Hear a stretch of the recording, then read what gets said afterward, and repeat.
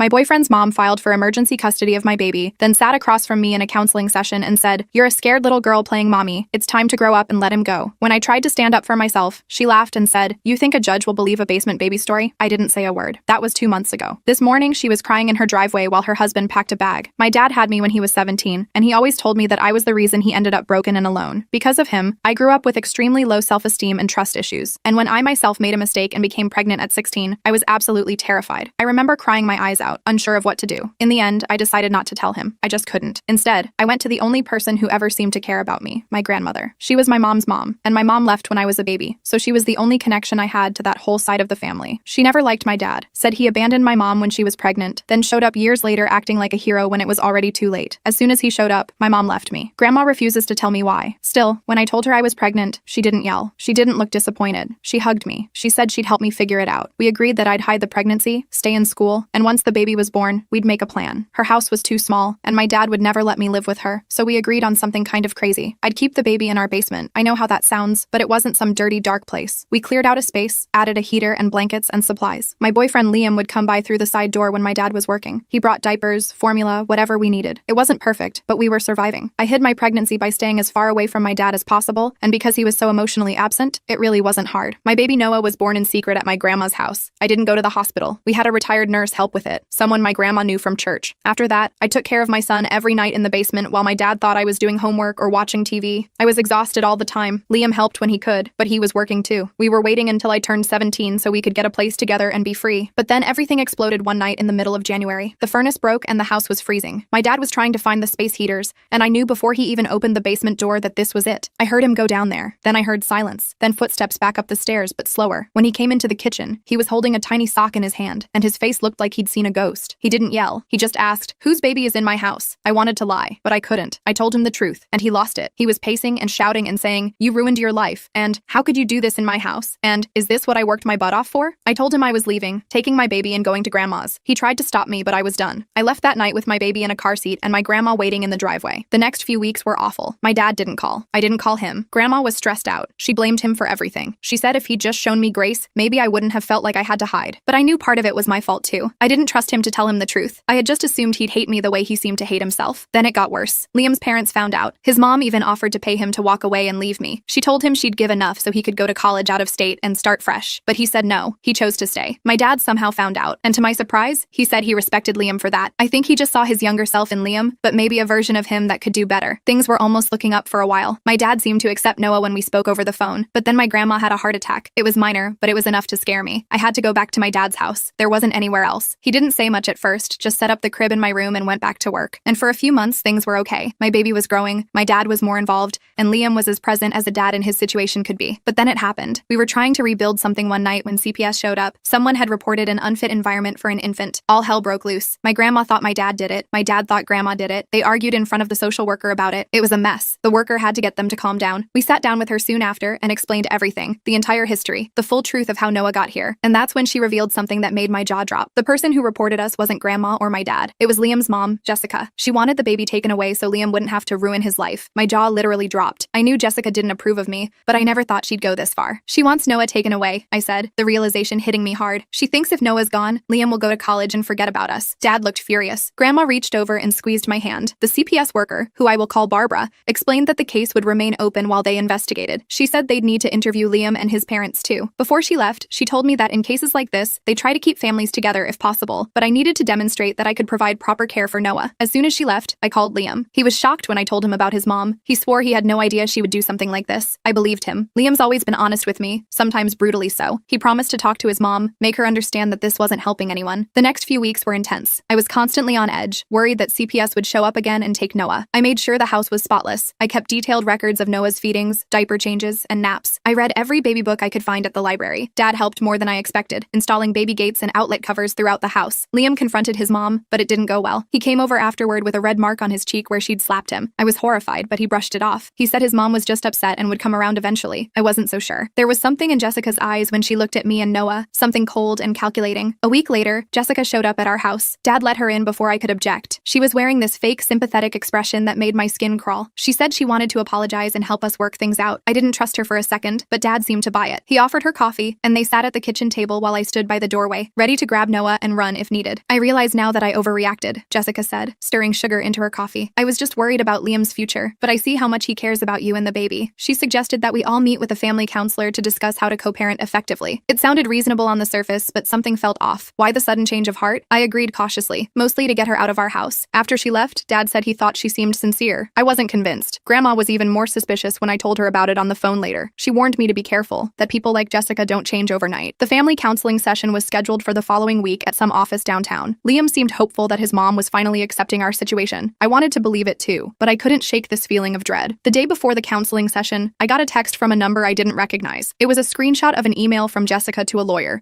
discussing options for getting custody of Noah. The text just said, "Thought you should see this. Be careful tomorrow." No signature, no explanation of who sent it. I later found out it was from Quinn, one of the nurses at the pediatrician's office who had overheard Jessica discussing her plans while there for her own appointment. I tried calling the number back, but it was disconnected. I showed the text to Dad and Grandma. Dad thought it might be fake, someone trying to stir up trouble. Grandma wasn't so sure. She suggested we cancel the counseling session, but I wanted to know what Jessica was planning. If she was trying to take Noah, I needed to be prepared. The counseling office was in this fancy building with leather chairs and abstract art on the walls. Jessica and her husband Joseph were already there when we arrived. Liam came separately from work, still in his grocery store uniform. The counselor, Dr. Taylor, seemed nice enough, asking us all to introduce ourselves and explain our relationship to Noah. Everything was going fine until Jessica started talking about how concerned she was about Noah's well-being. She mentioned the CPS visit, twisting the facts to make it sound like I was completely negligent. I tried to defend myself, but she kept interrupting. "I just think Noah deserves better," she said, her voice dripping with fake concern. "Casey is so young, and she's already made so many mistakes." That's when she pulled out a folder and handed it to Dr. Taylor. It contained printouts of social media posts from before I was pregnant, showing me at parties. Nothing wild, just normal teenage stuff, but she was making it seem like I was some out-of-control party girl. There were also medical records showing I'd missed some prenatal appointments because I was hiding the pregnancy, and a statement from one of Liam's friends claiming he'd seen me drinking while pregnant. A complete lie. I was blindsided. I later learned that Jessica had a friend who worked in medical records at the clinic where I'd gone for my one prenatal visit, which is how she accessed my private information. Dr. Taylor looked uncomfortable as she flipped through the folder. Liam jumped to my defense, saying his mom was lying and manipulating the situation. His dad just sat there looking at the floor. "I think we should consider a temporary custody arrangement," Jessica said smoothly. "Joseph and I could take Noah until Casey and Liam are more established. We have a stable home, financial security." I couldn't believe what I was hearing. She was trying to take my baby, right there in front of everyone. I grabbed Noah's carrier and stood up. "This isn't counseling," I said, my voice shaking. "This is an ambush." I walked out with Noah, Liam right behind me. I could hear Jessica telling Dr. Taylor that my emotional outburst just proved her point. Dad and Grandma were waiting in the parking lot. They'd driven separately. One look at my face and they knew something had gone wrong. On the drive home, I told them everything. Dad was furious. I'd never seen him so angry on my behalf before. He kept saying we needed a lawyer, but I knew we couldn't afford one. Grandma was quiet, which was unusual for her. When we got home, she asked to hold Noah while I calmed down. "We need to be smart about this," she finally said. "Jessica has money and connections. We need to be one step ahead of her." The next day, Jessica sent Liam a text saying that if he didn't convince me to do the right thing and let them take Noah temporarily, she would make sure CPS took him away completely. She claimed to have friends in the system who could make it happen. Liam showed me the text, his hands shaking with anger. I was terrified. Could she really do that? Did she actually have connections in CPS? I didn't know, but I couldn't take the risk. Grandma suggested I document everything, every threat, every lie, every manipulation. She dug out an old tape recorder from her closet and told me to keep it with me whenever Jessica was around. 2 days later, Barbara from CPS came for another home visit. This time she brought a colleague named David. They asked more detailed questions about my relationship with Liam, my plans for the future, and how I was handling motherhood. I answered honestly, trying not to show how nervous I was. Then David mentioned that they'd received another call, this time alleging that I was planning to leave the state with Noah. "That's not true," I said immediately. "Who told you that?" They couldn't say, but I knew it was Jessica. She was trying to make me look unstable and unreliable. I showed them the text she'd sent Liam,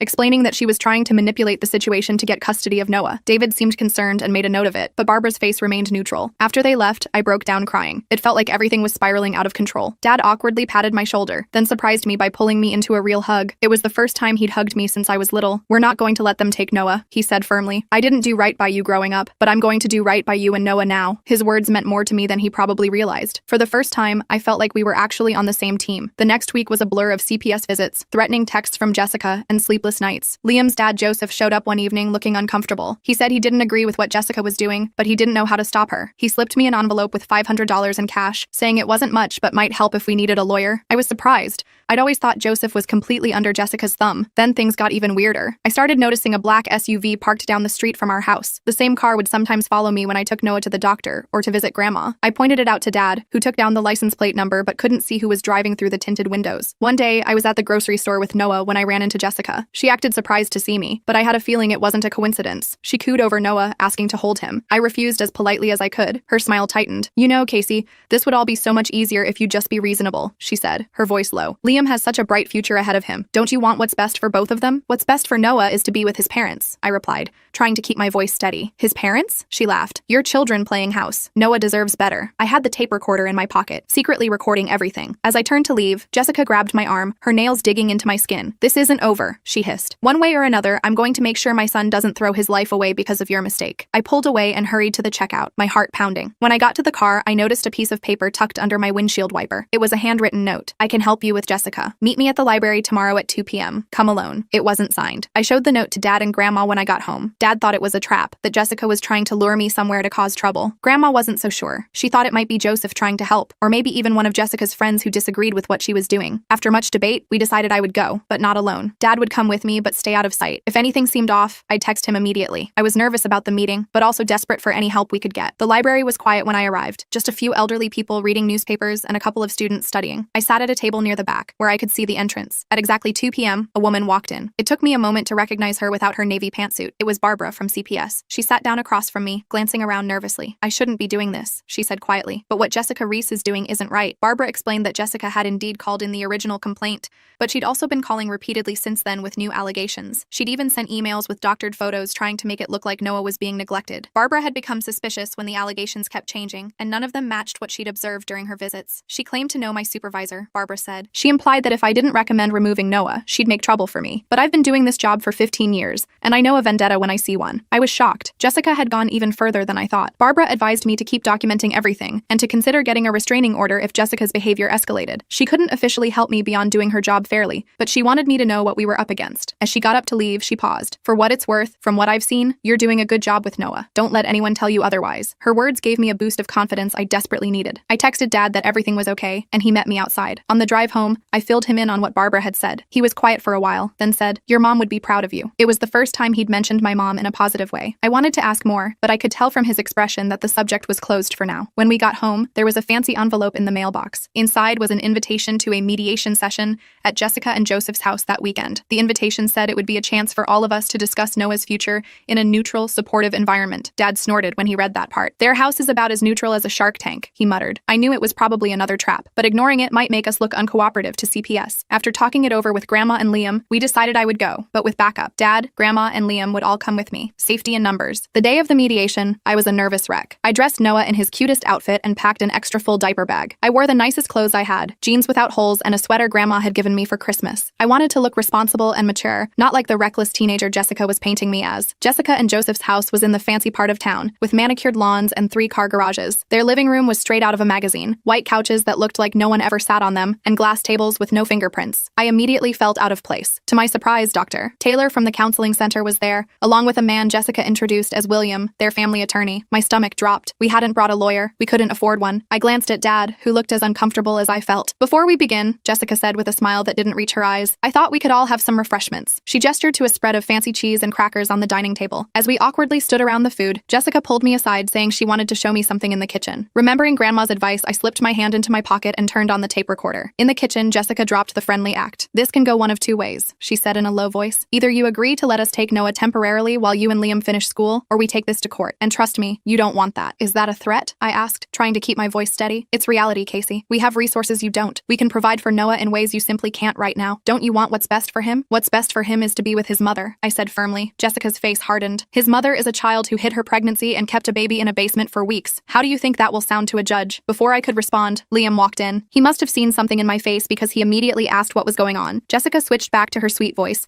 saying we were just having a heart-to-heart. When we returned to the living room, William the attorney started explaining the agreement they'd drawn up. It outlined a plan where Noah would live with Jessica and Joseph during the week, and I could have him on weekends. They would cover all his expenses and set up a college fund for him. In exchange, I would agree not to interfere with their parenting decisions. It wasn't J-int custody they were offering. It was them taking my son and allowing me limited visitation. I looked at Liam, who seemed as shocked as I was. Dad was turning red with anger, and Grandma's lips were pressed into a thin line. This is ridiculous, Dad burst out. You can't just take someone's child because you have more money. Jessica smiled tightly. We're offering a solution that benefits everyone, especially Noah. If Casey truly loves her son, she'll want what's best for him. That's when I'd had enough. I stood up, holding Noah close to my chest. What's best for Noah is to grow up knowing his parents love him and never thought of him as a burden or a mistake. I'm not signing anything. Jessica's smile disappeared. Then we'll see you in court. And don't think for a minute that you'll win. As we were leaving, Joseph followed us out out to the car. He looked uncomfortable, glancing back at the house like he was afraid Jessica might see him talking to us. "I'm sorry about all this," he said quietly. "Jessica, she gets fixated on things. Once she decides something, there's no changing her mind." "So you're just going along with it?" Liam asked, clearly disappointed in his father. Joseph sighed. "I'm trying to minimize the damage. But listen, if it goes to court, there are things you should know." He glanced at his watch nervously. "I can't talk now. I'll call you." We drove home in tense silence. I was terrified of going to court. We couldn't afford a lawyer, and Jessica had made it clear she was willing to play dirty. What if a judge believed her lies? What if they took Noah away? When we got home, I put Noah down for a nap, and then broke down crying at the kitchen table. Dad awkwardly patted my shoulder, then surprised me by making hot chocolate, something he used to do when I was little and upset. "We'll figure this out," he said, sliding a mug toward me. "I promise." That night, after everyone was asleep, I sat in my room looking at Noah in his crib. He was sleeping peacefully, unaware of the storm surrounding him. I took out my phone and started researching custody laws, trying to understand what we were up against. The legal jargon made my head spin, but one thing was clear. Without a lawyer, our chances weren't good. The next morning, Joseph called Liam as promised. He said Jessica had been gathering evidence against me for weeks. The doctored photos Barbara mentioned, statements from people claiming they'd seen me neglecting Noah, even medical records she'd somehow obtained through her friend at the clinic. He warned that she was planning to file for emergency custody, claiming Noah was in immediate danger. "When?" Liam asked, his voice tight with worry. "Tomorrow," Joseph replied. "I've been trying to talk her out of it, but she won't listen. She's convinced she's doing the right thing." After hanging up, Liam relayed the conversation to me, Dad, and Grandma. We were running out of time and options. That's when Grandma suggested something unexpected. "What if we went public with what Jessica's doing?" she said. "Small town like this, reputation matters. If people knew she was trying to stall a baby from his mother," Dad shook his head. "That could backfire. What if people believe her version instead?" I thought about the tape recordings I'd been collecting, Jessica's threats, her admission that she was using her resources against us, her manipulation. Maybe there was a way to use them. That afternoon, I got a text from an unknown number. Jessica filed the emergency petition. Hearing scheduled for tomorrow at 2 p.m. Joseph. Panic set in. We had less than 24 hours to prepare. Dad called around trying to find a lawyer who would help us on short notice, but the few who were willing wanted thousands of dollars up front. Money we didn't have. That evening, while I was feeding Noah, there was a knock at the door. Dad answered it and came back looking confused, holding a thick manila envelope. "Some kid on a bike delivered this," he said, handing it to me. Wouldn't say who it was from. Inside was a USB drive and a note that said simply, "Use this if you need to. Good luck tomorrow." We plugged the USB into Dad's old laptop. It contained dozens of files, emails between Jessica and various people, including her friend at the hospital where I'd taken Noah for his checkups. She'd been trying to get his medical records illegally. There were also screenshots of text messages where she discussed her plan to get custody of Noah, admitting it was to free Liam from his mistake. Most damning of all,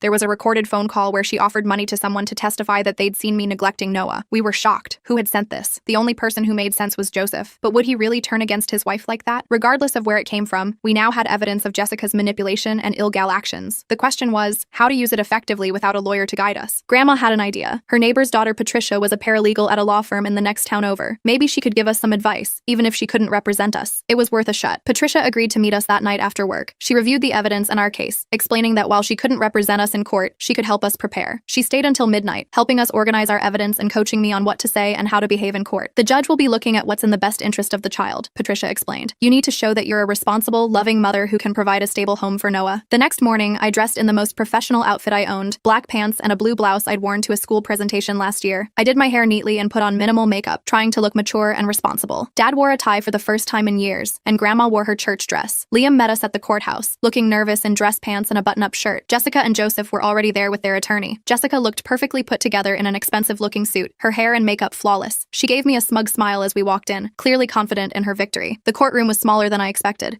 with just a few rows of seats and a raised desk where the judge would sit. Our case was called, and we all moved to the front. Jessica's attorney William spoke first, painting a picture of me as an irresponsible teenager who had hidden her pregnancy and kept a newborn in unsafe conditions. He mentioned the CPS investigation and implied that I was unfit to care for Noah. When it was my turn to speak, my voice shook at first, but I remembered Patricia's advice and took a deep breath. I explained how I had been afraid to tell my dad about the pregnancy because of our difficult relationship, how Grandma had helped me, and how we had made the basement as safe and comfortable as possible for Noah during those first few weeks. I admitted it wasn't ideal, but emphasized that I had always put Noah's needs first. Then I presented the evidence from the USB drive, explaining how Jessica had been manipulating the situation from the beginning. The judge looked increasingly concerned as she reviewed the emails and listened to the recorded phone call. Jessica's face went from smug to panicked. Her attorney tried to object, saying the evidence had been obtained illegally, but the judge overruled him. She wanted to hear everything. When I played the recording of Jessica threatening me in the grocery store, Jessica stood up, her face red with anger. "She's lying," she shouted. "She's manipulated those recordings." The judge called for order and asked Jessica to sit down. William was whispering urgently to her, trying to get her to calm down, but she shook him off. "This is ridiculous," Jessica continued, her voice rising. "We can provide a proper home for that child. She's just a child herself." The judge banged her gavel. "Mrs. Reese, control yourself, or I'll hold you in contempt." Jessica sat down, but the damage was done. Her outburst had shown her true colors. The judge called a brief recess to review all the evidence. As we waited outside the courtroom, I noticed Joseph talking quietly to Liam. He looked defeated. When we returned to the courtroom, the judge announced her decision. She denied Jessica's petition for emergency custody,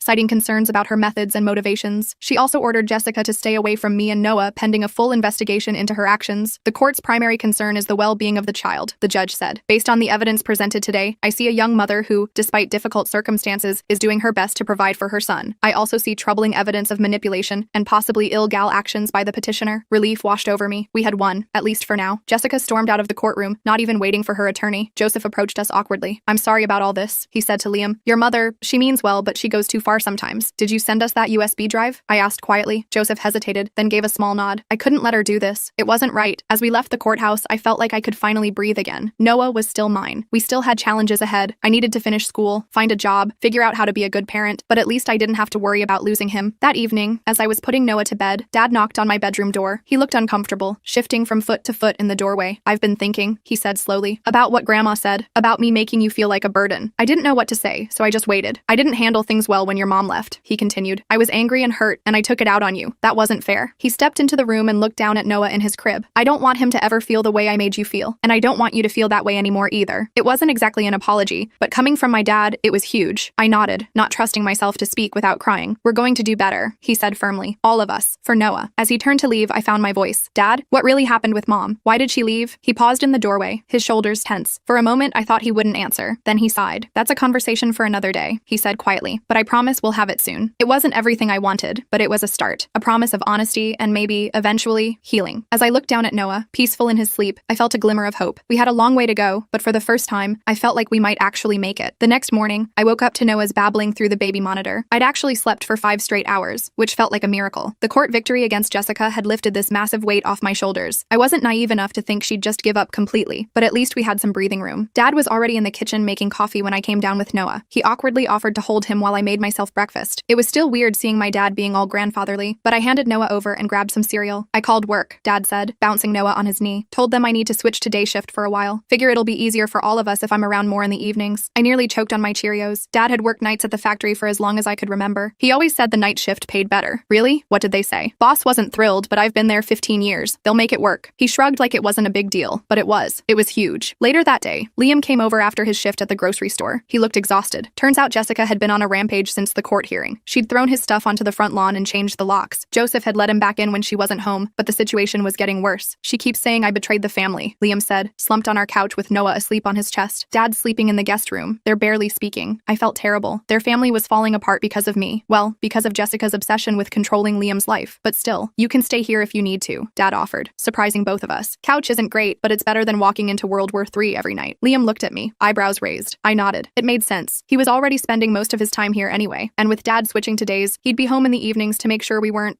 not that we had the energy for anything with a newborn baby anyway. The next few weeks settled into a weird new normal. Liam slept on our couch and helped with Noah before and after his shifts at the grocery store. Dad taught him how to change the oil in his car and fix a leaky faucet. I started doing online classes to finish elevated school while Noah napped. Grandma came over most days to help out and cook actual meals instead of the frozen pizza and mac and cheese we'd been living on. It wasn't perfect, but it was working. Noah was growing like crazy, smiling all the time now. The CPS case was still technically open, but Barbara had told us it was just a formality at this point. As long as we kept taking Noah to his checkups and I stayed in school, everything would be fine. Then one Tuesday afternoon, there was a knock at the door. I was alone with Noah, Dad was at work, and Liam was at school. I peeked through the window and saw a woman I didn't recognize. She was maybe in her 30s with dark hair pulled back in a ponytail. She didn't look like another CPS worker or one of Jessica's friends, so I cautiously opened the door. Can I help you? I asked, holding Noah on my hip. The woman stared at Noah with this weird intensity that made me take a step back. Her eyes were exactly like mine, exactly like Noah's. Casey? She said, her voice shaky. I'm Mary. I'm your mother. I nearly slammed the door in her face. My mom? The woman who abandoned me as a baby was standing on our porch like it was totally normal to show up after 16 years. I felt dizzy. What are you doing here? I managed to ask, tightening my grip on Noah. Your grandmother called me, she said. She thought, with everything that's happened, that it was time. I was going to call Grandma. How dare she contact my mom without telling me? I stood there frozen, not knowing what to do. Part of me wanted to scream at this woman to leave. Another part had a million questions I'd been saving up my whole life. Can I come in? She asked, just to talk. I understand if you don't want to. Against my better judgment, I stepped aside. She walked into our living room, looking around at the baby toys scattered everywhere, the blankets folded on the couch where Liam slept. I didn't offer her anything to drink or invite her to sit. I just stood there, waiting. He's beautiful, she said, nodding toward Noah. What's his name? Noah, I replied automatically. Why are you here? Really? Mary sighed and sat down on the edge of the couch. Your grandmother told me about the custody battle, about this woman woman trying to take your baby. It brought up a lot of things for me. I stayed standing, keeping Noah close. What things? Things I should have told you a long time ago. She looked down at her hands. Things about why I left. I'd imagined this conversation so many times over the years. In my head, I was always cool and detached, telling her I didn't care why she left, that I was fine without her. But now that she was actually here, I found myself sitting down across from her, desperate to finally know the truth. Your dad and I were so young when I got pregnant, she started. 17, just like you were. His parents wanted nothing to do with me or the baby. My parents, your grandparents, were supportive, but they couldn't support us financially. We were on our own. This wasn't news to me. Grandma had told me this much. Your dad left when I was about 6 months pregnant, Mary continued. Just disappeared. No note, no call, nothing. I had you alone, lived with my parents, tried to make it work. It was hard, but we were managing. I glanced down at Noah, trying to imagine doing all this without Liam, without dad, without grandma. It would be impossible. Then when you were about 8 months old, your dad showed up again, said he'd changed, wanted to be a family. I was so tired, so lonely. I believed him. Her voice cracked. We got a little apartment together. Things were okay for a few weeks. Then he started drinking, staying out late. We fought all the time. She paused, like she was trying to find the right words. One night it got bad, really bad. He'd never hit me before, but that night I was scared, Casey. Scared for myself and scared for you. I felt sick. Dad had hit her. He'd never been violent with me, ever. Emotionally distant, sure. Verbally harsh sometimes, definitely. But physical? Never. I packed a bag while he was passed out, took you to my parents' house. The next day he showed up, sober and crying, swearing it would never happen again. My mom wanted me to stay away from him, but my dad, he thought everyone deserved a second chance. Said your dad was just a kid who'd made a mistake. Mary wiped at her eyes. So I went back. Things were better for a while. Then one night, about 2 months later, it happened again. Worse this time. I had to go to the emergency room. Your grandparents took care of you while I was there. I couldn't believe what I was hearing. This didn't sound like my dad at all. But why would she lie about this? When I got out of the hospital, I went to get you from my parents. But your dad had already been there. He'd told them I was mentally unstable, that I'd hurt myself and was making up stories about him. He had bruises too, said I'd attacked him. He'd convinced them to let him take you. That's not possible, I said, finding my voice. Grandma would never have let him take me if she thought he was dangerous. Not your grandmother, your grandfather, Mary clarified. He always liked your dad, thought he was just misunderstood. By the time my mom got home from work, you were gone. Your dad had taken you to his parents' house. I remembered Grandma saying that Grandpa had died when I was about 2. I'd never really known him. I tried to get you back, Mary continued, but I had no money for a lawyer. Your dad's parents suddenly decided they wanted to be involved now that he had custody. They hired an attorney. They painted me as unstable, unfit. The court gave him temporary custody while they investigated. She took a deep breath. Then your dad disappeared with you, just packed up and moved in the middle of the night. His parents claimed they didn't know where he'd gone. By the time I tracked you down 6 months later,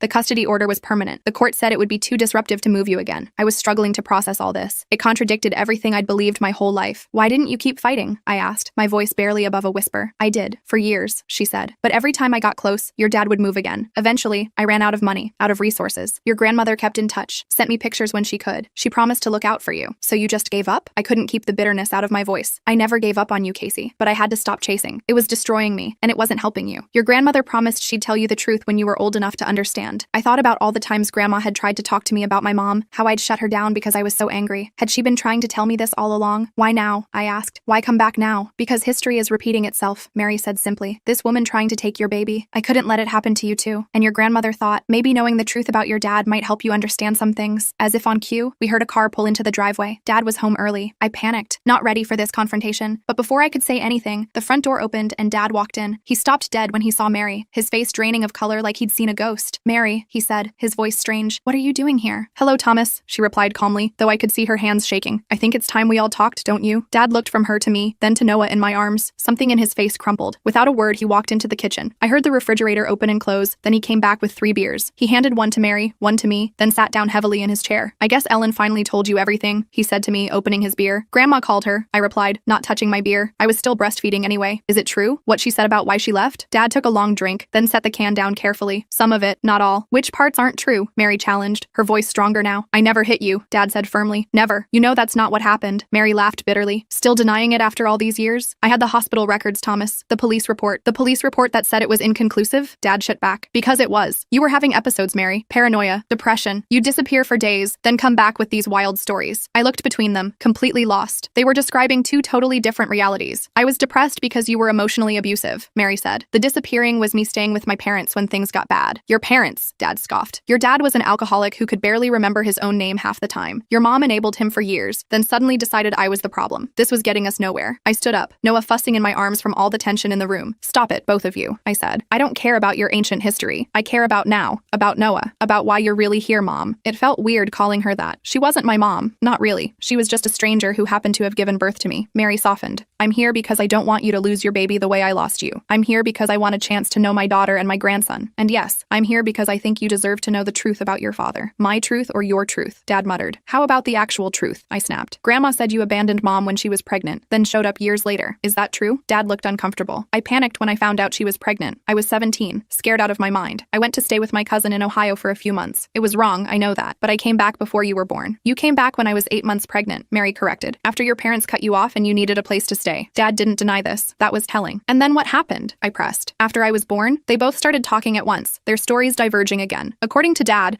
Mary had postpartum depression that turned into something more serious. According to Mary, Dad was controlling and abusive, isolating her from her family. The only thing they seemed to agree on was that they fought constantly, and that eventually, Dad got custody of me and left town. I was getting a headache trying to figure out who was telling the truth. Maybe they both believed their own versions. Maybe the truth was somewhere in the middle. Look, I finally said, interrupting their bickering. I don't know what really happened between you two, but I do know that Dad's been here, raising me, however imperfectly. And you haven't, I said to Mary. So if you're here expecting some big mother-daughter reunion, I'm sorry, but that's not happening. Mary looked hurt, but nodded. I understand. I just want a chance to know you, Casey, and Noah, on whatever terms you're comfortable with. I looked at Dad. Despite everything I'd just heard, he was still my dad, the person who'd been there, even when he was emotionally distant, the person who was trying to do better now. I need time to think, I said honestly. This is a lot to process. Mary stood up. Of course. I'm staying at the Holiday Inn for a few days. Here's my number. She handed me a slip of paper. Call me if you want to talk more. After she left, Dad and I sat in silence for a long time. Noah had fallen asleep in my arms, oblivious to the emotional tornado that had just blown through our lives. I wasn't perfect, Dad finally said. I made a lot of mistakes, but I never hit your mother, Casey. Never. I nodded, not because I necessarily believed him, but because I didn't know what else to do. I'm going to put Noah down for his nap. Upstairs in my room, I laid Noah in his crib and just watched him sleep for a while, his little chest rising and falling, his perfect tiny fingers. I thought about what Mary had said, about history repeating itself. Was that what was happening? Was Jessica trying to take Noah the way Dad had supposedly taken me? But it wasn't the same. Jessica wasn't Noah's parent. She had no right to him. And whatever had happened between my parents, Dad had legal custody of me. He might not have been father of the year, but he'd kept me fed, housed, and safe. I called Grandma that evening after Dad went to bed. I was still mad at her for contacting my mom without telling me, but I needed her perspective. Why didn't you ever tell me the whole story? I asked as soon as she picked up. Grandma sighed. I tried, sweetheart, so many times, but you were either too young to understand or too angry to listen. And your father, he made it clear there would be consequences if I told you certain things. What things? What really happened, Grandma? The truth is complicated, she said carefully. Your mother struggled after you were born. That part is true. But your father, he had a temper back then. A bad one. There were incidents. Did he hit her? I asked directly. Grandma was quiet for a moment. There was one night. I came to your apartment and found your mother with bruises. Your father said she'd fallen. She told me a different story when he wasn't around. I closed my eyes, trying to reconcile this with the father I knew. But he's never been violent with me. Ever. People change, Casey. Losing your mother, having to raise you alone, it sobered him up in more ways than one. I think he's carried a lot of guilt all these years. That actually made sense. The drinking, the emotional distance, the constant reminders that I'd ruined his life. Maybe it wasn't about me at all. Maybe it was about his own guilt. What should I do about Mary? I asked. She wants to be in my life, in Noah's life. That's entirely up to you, sweetheart, Grandma said. She's made mistakes too, but she's never stopped loving you. After we hung up, I sat on my bed thinking for a long time about parents and children, about mistakes and forgiveness, about the cycles we repeat and the ones we break. The next morning, I called Mary and invited her to come over. I also texted Liam and asked him to be there. This affected him and Noah too. When Mary arrived, we all sat in the living room. Me, Liam, Mary, and Dad. Noah was happily playing in his bouncer, oblivious to the tension. I've been thinking about everything, I started, and I don't know if I'll ever know exactly what happened between you two, but I do know that I don't want Noah growing up in the middle of adult conflicts the way I did. I looked at Dad. You've been trying to do better lately. I see that, and I appreciate it. Then I turned to Mary. I'm not ready for a mother-daughter relationship. I don't know if I'll ever be, but I'm willing to get to know you slowly, as a person. And if that goes well, maybe you can be part of Noah's life too. Mary nodded, tears in her eyes. That's more than I hoped for. Thank you. There are conditions, I continued. No bad-mouthing each other in front of Noah. No trying to turn him against anyone. No using him as a pawn the way I was used. Both my parents nodded solemnly. And one more thing, I said, looking directly at Dad. I need you to tell me the truth someday. The whole truth. When you're ready. Dad looked down at his hands, then back at me. I will. I promise. It wasn't a perfect solution. There were still a lot of unanswered questions and unresolved feelings, but it was a start. A chance to break the cycle. To do better for Noah than our parents had done for us. As for Jessica, we didn't hear from her for a while after the court hearing. Joseph told Liam she'd gone to stay with her sister in Florida. Maybe she was finally accepting that she couldn't control Liam's life anymore, or maybe she was just regrouping for another attack. Either way, we were ready. Liam eventually moved into Grandma's house after she offered him her spare room. It made more sense than him sleeping on our couch forever, and it gave us some space to figure out our relationship without the pressure of living together. He still came over every day to see Noah,